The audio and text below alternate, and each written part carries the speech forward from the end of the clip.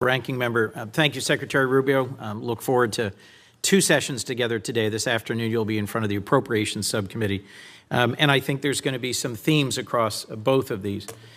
First, I think we all agree that China poses our single greatest geopolitical threat and that we have no choice but to deter China across the board and to outcompete China. Senator Ricketts and I just traveled to the Philippines and Taiwan and saw directly the challenges that we face there and regionally.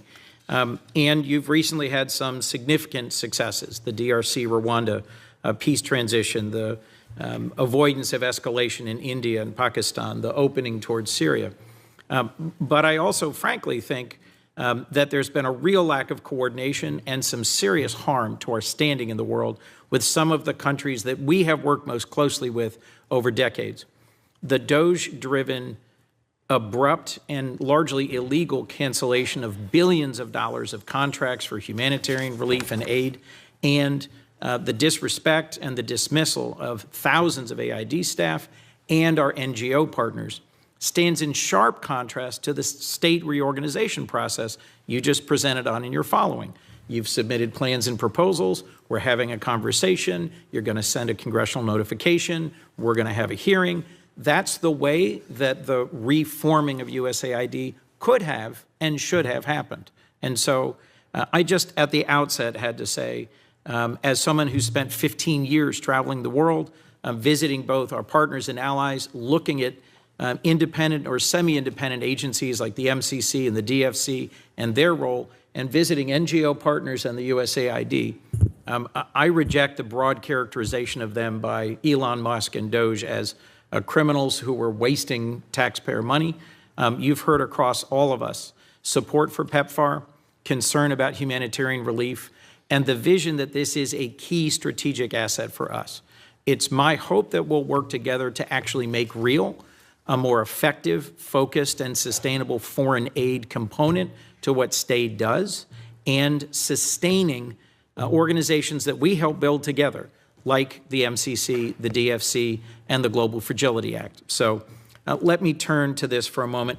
My colleague, Senator Shaheen, made reference to places in the world where the CCP and the PRC have stepped forward.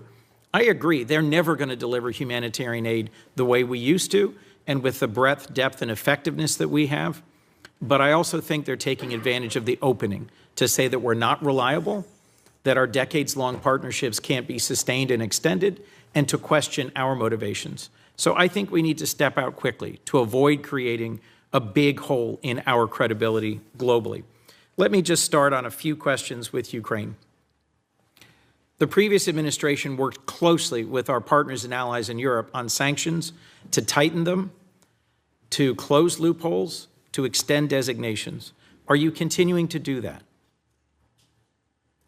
Work with our allies?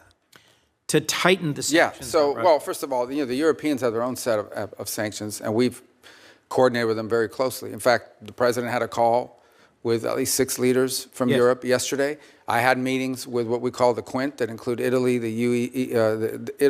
France, the UK, the Germans, the French. So we are in constant contact with them on the work that they're doing. And they're proceeding along their own route. And in fact, in our conversations in the past with the Russians, we made clear to them that the Europeans and ultimately will have to be at the table because they have their own set of sanctions that they're imposing. So the answer to your question is we have worked very closely with them. The president understands fully the options he has available to him, some of which are represented in the bill before the Senate. In the bill before the Senate that Senator Graham and others have led and that I co-sponsor, I think we have an opportunity to put more pressure on Russia and to push Putin to get to the table and to agree to a just and enduring peace. Do you support that sanctions bill? And do you think we should continue to arm Ukraine and to strengthen the sanctions against Ukraine in order to create the conditions for a real negotiation? Yeah, look, it may come to that point. If, in fact, it is clear that the Russians are not interested in a peace deal and they just want to keep fighting a war, it may very well come to that point. The president has made that in the past.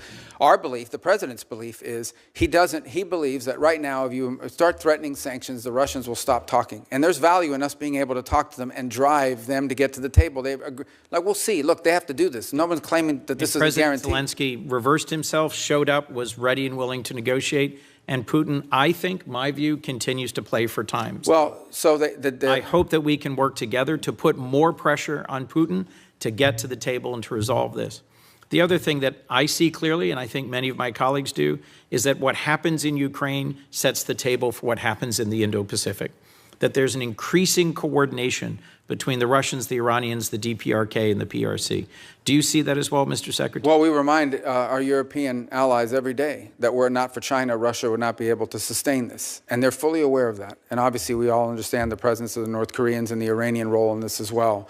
But by the same token, I would say there's a flip side to that, and that is every minute we spend, every dollar we spend on this conflict in Europe is distracting both our focus and our resources away from a potential for a much more serious, a much more cataclysmic confrontation in the Indo-Pacific. So the answer is yes, they are related, but they're related both ways. They're related on the one hand by the precedent that it could set, but they're also related by the fact that every minute that we spend on this conflict that cannot be won by military means, every resource that's expended into it is money and time that's not being spent on preventing a much more serious confrontation from a global perspective in the Indo-Pacific. You made the point earlier that, in your view, we did not coordinate well enough between countries where we for decades had done humanitarian aid, disaster relief, public health work, and countries that ally with China in terms of resource mining and processing.